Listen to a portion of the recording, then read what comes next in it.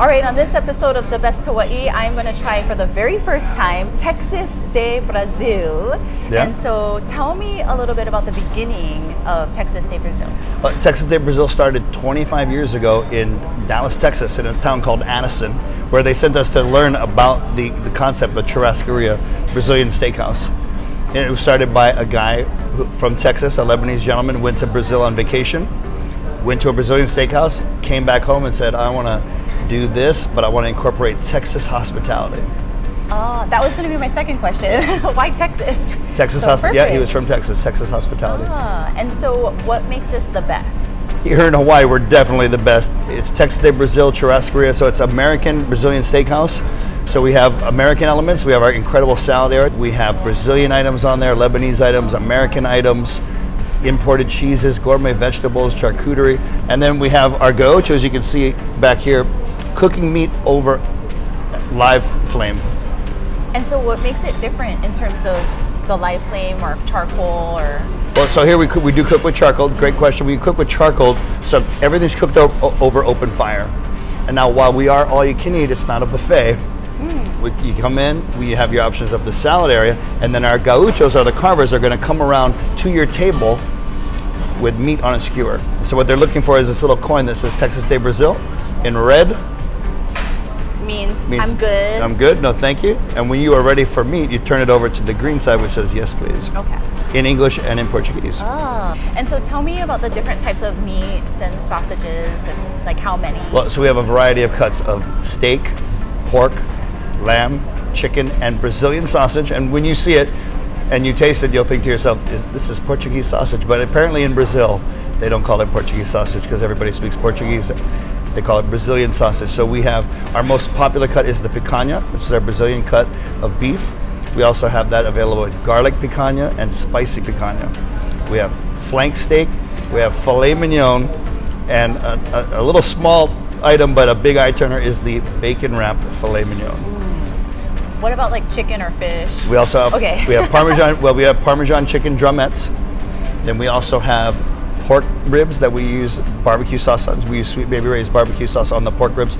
We have Parmesan coated pork tenderloin. Then we have leg of lamb, rack of lamb, oh my gosh, and lamb picanha. And so where's all the meat coming from? All of our meat comes from the Midwest. It's all American beef.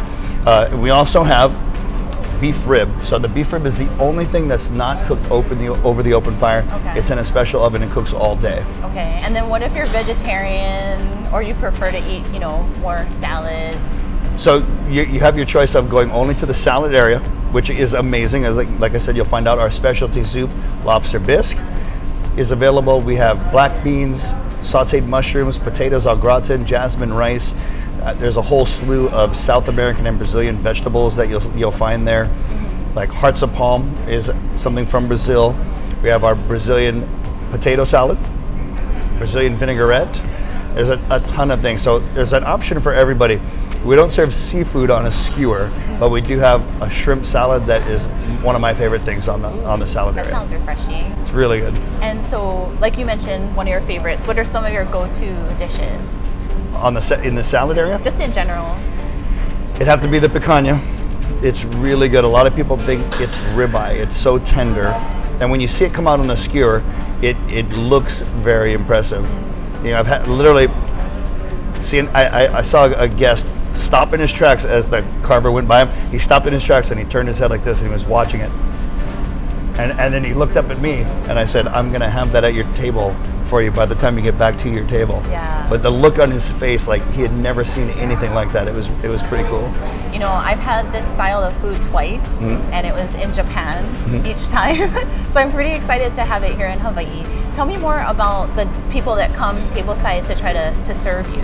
The Gauchos? Yeah, So Gaucho. well, in America, we say Gaucho. Okay. But when we went up to Addison for training, and they have quite a few Brazilians on their staff, as do we, the proper pronunciation in Portuguese is Gaucho, which means someone from the southern plains in Brazil, the grasslands where they raise cattle. So the history of the Gaucho, part of it, besides being outlaws way back when, is that out on the plains they would meet up with other Gauchos, a lot like our Paniolos and cowboys in the West, and they would come together and basically have a big potluck and share the best of their herd, their cattle, their lamb, their sheep, you know, and share with the other Gauchos. And I'm pretty sure that's how the tradition came into being. I love that story. It's a really good story.